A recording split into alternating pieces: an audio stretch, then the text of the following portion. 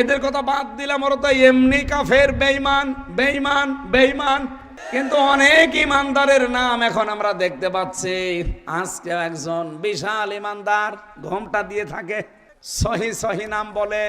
এই মানুষগুলোর ভেতরে একজন আজকে ঘোষণা দিয়েছে যে গাজায় যেটা হয়েছে এই দোষ গাজাবাসীর। আপনি এই কথা বলতে পারলেন?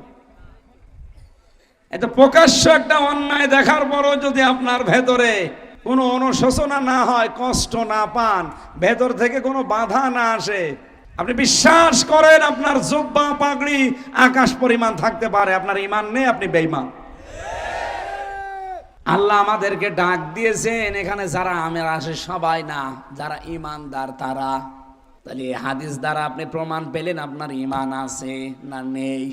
ভালো কাজ দেখলে আপনার আনন্দ লাগবেই, আর অন্যায় দেখলে সে যেই করুক, পৃথিবীর যে প্রান্তেই করুক, ভেতর থেকে একটা কষ্ট লাগবে। আজকে আমার যেমন লেগেছে, আর আপনার বাধা আসবে ভেতর থেকে। এটা যদি আসে ফাং তা মুকমিন, আপনি মুমিন, আপনার ঈমান আছে। আর ভালো কাজও ভালো লাগে, অন্যায় কাজও ভালো লাগে, আপনি বুঝবেন আপনার ঈমান প্যারালাইজড হয়ে গেছে।